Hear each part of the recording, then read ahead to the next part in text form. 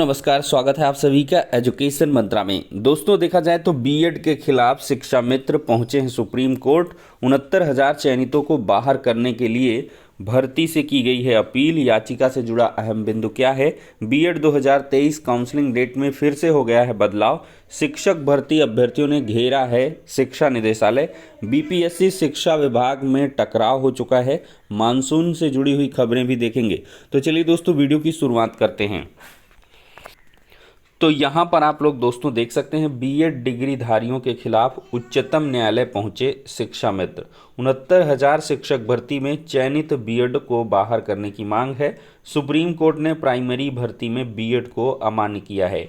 तो कक्षा 1 से 5 तक की शिक्षक भर्ती में बीएड डिग्रीधारियों को शामिल करने की राष्ट्रीय अध्यापक शिक्षा परिषद एनसीटी की 28 जून 2018 की अधिसूचना पिछले महीने 11 अगस्त को सुप्रीम कोर्ट ने खारिज कर दी है। अब नए सिरे से कानूनी लड़ाई शुरू हो चुकी है। एनसीटी की अधिसूचना के आधार पर उत्तर प्रदेश के परिषदीय स्कूलों में 69,000 सहायक अध्यापक भर्ती के तहत चयनित बीएड डिग्रीधारियों को बाहर करने के लिए मांग को लेकर शिक्षा मित्रों ने सर्वोच्च न्यायालय में 304 पेज की याचिका दायर की है। शिक्षा मित्रों ने तर्क दिया है कि वह प्राथमिक स्तर की शिक्षक पात्रता परीक्षा यानी कि टीटी पास हैं। वह 69,000 भर्ती के लिए 2019 में आयोजित शिक्षक भर्ती परीक्षा में 40-45% अंक या अधिक प्राप्त करने वाले 32,629 अभ्यर्थियों में शामिल थे। लेकिन बीएड डिग्रीधारियों के 69,000 में शामिल होने के कारण शिक्षक भर्ती परीक्षा में अभ्यर्थियों की संख्या और कटाव बढ़ने के कारण उनका चयन नहीं हो सका था। अब चूंकि एनसीटी की अधिसूचना खारिज हो चुके हैं, इसलिए इसके आधार पर बीएड डिग्रीधारियों का चयन स्वतः अर्थहीन हो गया है। यही नहीं, 69,000 वर्तमान में गतिमान है और पूरी सीटें अब तक नहीं भरी जा सकी हैं। शिक्षा मित्रों की ओर से सुप्रीम कोर्ट में दायर याचिका के प्रति सोशल मीडिया का मतलब इसमें खूब वायरल हो रही है। अब दोस्तों देखा जाए तो टीटी पास हैं 45,000 शिक्षा मित्र। तो शिक्षा मित्रों का दावा है कि जुलाई 2017 में 1,37,000 शिक्षा मित्रों का सहायक अध्यापक पद पर समायोजन निरस्त होने के बाद बड़ी संख्या में शिक्षा मित्रों ने पढ़ाई करके टीटी पास की। लेकिन शिक्षक भर्ती के लिए अलग से परीक्षा लागू होने के कारण तकरीबन 45,000 से अधिक टीटी पास शिक्षा मित्र आज तक सहायक अध्यापक नहीं बन पाए हैं। तो दोस्तों, यहाँ पर शिक्षा मित्रों ने यही ग्राउंड तैयार किया है। क्योंकि बीएड के इंक्लूड होने से कट ऑफ को बढ़ाया गया था। 40-45 का जब कह लें कि हाई कोर्ट की सिंगल बेंच से ऑर्डर आ गया था, तो डिवीज़न बेंच और सुप्रीम कोर्ट में यही तर्क दिया गया था कि नंबर ऑफ़ कैंडिडेट्स बढ़े हैं और सरकार को ये राइट है कि क्वालिटी एजुकेशन को मेंटेन करने के लिए टाइम टू टाइम वो कट ऑफ को फिक्स करेंगे। तो इसी वजह से उन्होंने यही देखा कि जब छात्र बढ़ रहे हैं, अभ्यर्थी बढ़े हैं, तो कट ऑफ को हम उतने पे नहीं रख सकते हैं और हमको क्वालिटी टीचर चाहिए तो हमने कट ऑफ को आगे बढ़ाया है। और सुप्रीम कोर्ट ने इस पर मुहर लगाई थी और फाइनली 69,000 शिक्षक भर्ती कंप्लीट हुई थी। लेकिन बीएड कैंडिडेट्स के संबंध में जो स्पेशल याचिका थी उसमें कोई आदेश नहीं आ पाया था। और रामशरण मौर्य की जो याचिका है उसमें इनडायरेक्टली देखा जाए तो सुप्रीम कोर्ट ने बीएड कैंडिडेट्स को एलिजिबल किया था और एनसीटी की गाइडलाइंस के अकॉर्डिंग और स्टेट के लिए वो बाइंडिंग था। चूँकि उस टाइम पे अधिसूचना निरस्त नहीं हुई थी, तो इस वजह से बीएड छात्र वहाँ से बच गए थे। लेकिन अब मामला दूसरा हो चुका है। शिक्षा मित्रों ने नए सिरे से केस को रीओपन किया है और साथ ही साथ देखा जाए तो आकाश पटेल वाली जो याचिका है उसकी भी सुनवाई माननीय हाई कोर्ट ऑफ इलाहाबाद के लखनऊ खंडपीठ में आगामी 11 सितंबर को होगी। तो चारों तरफ से बीएड को घेरने का प्रयास किया जा रहा है। जो भी चयनित बीएड हैं उनको भी अब लपेटे में लिया जा रहा है। चूँकि अधिसूचना निरस्त हुई है, तो यहाँ से उसके आधार पर जो भर्तियाँ हुई हैं उनको भी निरस्त करवाने का प्रयास है। अब दोस्तों देखा जाए तो यहाँ पर बीएड छात्रों को कायदे से प्रोटेक्ट करना होगा और इसकी आपको मैंने आशंका पहले ही जाहिर की थी जब 11 अगस्त का जजमेंट आया था कि जजमेंट आया है। बहुत सारे ऐसे लोग हैं जो तैयारियां शुरू कर दिए हैं कि जो चयनित हैं उनको बाहर किया जाए और जो अंडर गोइंग प्रोसेस है उसके लिए तो काफ़ी कॉम्प्लेक्स सिचुएशन आ चुकी है। क्योंकि 11 अगस्त का जजमेंट भी फाइनली अब प्रभावी हो चुका है।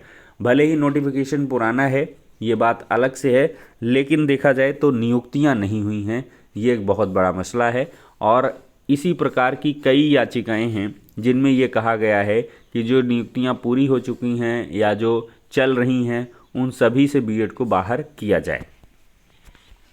दूसरी तरफ देखा जाए दोस्तों तो शिक्षक भर्ती के अभ्यर्थियों ने घेरा है शिक्षा निदेशालय। 69,000 शिक्षक भर्ती में देखा जाए तो ये एक अंक वाला मामला है। 69,000 शिक्षक भर्ती मामले में एक अंक से वंचित रह गए अभ्यर्थियों ने शुक्रवार को बारिश के बीच फिर बेसिक शिक्षा निदेशालय का घेराव किया तो पुलिस ने दबोच कर दोबारा इको गार्डन पहुंचा दिया।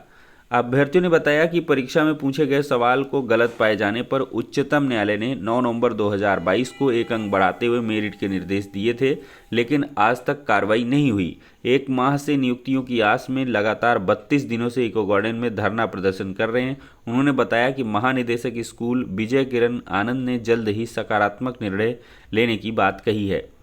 फाइनली दोस्तों देखा जाए तो ये मामला फिर से फंस चुका है, चूँकि यहाँ पर बीएड का मामला आ गया है और बहुत सारे ऐसे भी बीएड होंगे इसमें जो एक अंक से वंचित रह गए हैं और वो मामले की वजह से। और देखा जाए तो आपका आरक्षण वाला भी मामला है, आरक्षण का जो मामला है उसकी सुनवाई 11 सितंबर को है और लिस्ट को रिविजिट करने की तैयारी है। ये बहुत सारे प्रश्न चिन्ह हैं जिसके चलते विभाग उलझा हुआ है और ये आगे परेशानी मोल नहीं लेना चाहते हैं कि एक हम और नियुक्ति कर दें, इसमें जो भी 1000-1200 कुछ भी होंगे इनको नियुक्त कर दें और इससे हौच पौच कंडीशन है। तो ये सारी चीज़ों को क्लियर करना चाहते हैं। इसी वजह से दोस्तों 9 नवंबर का जजमेंट है और आज तक लागू नहीं हो पाया है।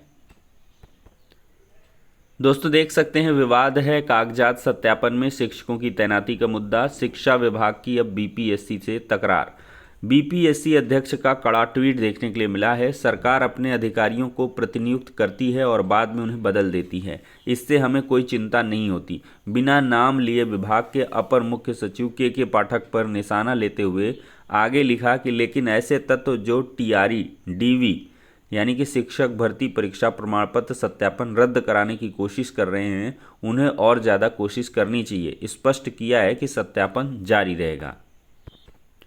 दोस्तों देखा जाए तो बीएड संयुक्त प्रवेश परीक्षा की काउंसलिंग अब 15 सितंबर से होगी। उत्तर प्रदेश संयुक्त बीएड प्रवेश परीक्षा का परिणाम घोषित होने के बाद अब काउंसलिंग की भी नई तारीख कर दी गई है। बीएड संयुक्त प्रवेश परीक्षा के संयोजक बुंदेलखंड विश्वविद्यालय के कुलपति प्रोफेसर मुकेश पांडे ने काउंसलिंग 15 सितंबर से कराने का निर्णय लिया है। बीएड की काउंसलिंग के लिए कार्यक्रम पहले 10 जुलाई से निर्धारित किया गया था, लेकिन लखनऊ, मेरिट, आगरा विश्वविद्यालय के परीक्षा परिणाम घोषित नहीं होने के कारण 2 महीने बाद लगभग जो है ये काउंसलिंग शुरू होगी। 30 जून 2023 को घोषित किया गया था परिणाम। शासन से प्रस्तावित 10 जुलाई की तारीख में लखनऊ, मेरठ, आगरा के स्नातक अंतिम वर्ष के परीक्षा परिणाम बाधक बन गए थे। बुंदेलखंड विश्वविद्यालय ने 2 माह बाद काउंसलिंग का कार्यक्रम घोषित किया है।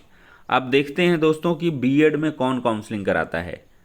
अब बीएड का क्रेज़ घटेगा और धड़ाधड़ जो बीएड का कह लें कि काउंसलिंग है वो नीचे जाएगा।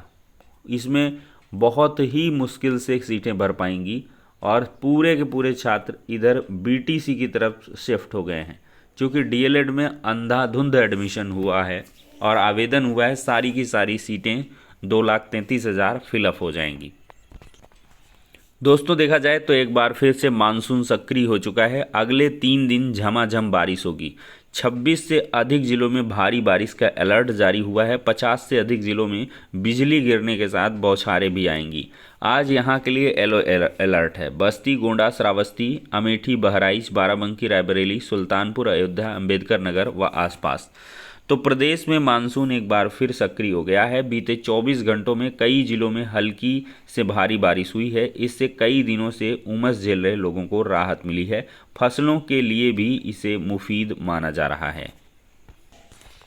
एक बड़ी अपडेट और आ चुकी है। महंगा होगा घर बनाना। ईंट, मोरंग, बालू और गिट्टी पर 18% जीएसटी लगाया जाएगा।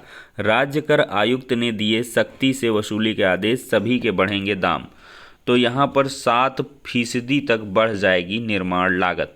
तो खनन पर ही पूरा इंफ्रास्ट्रक्चर सेक्टर की नींव निर्भर है।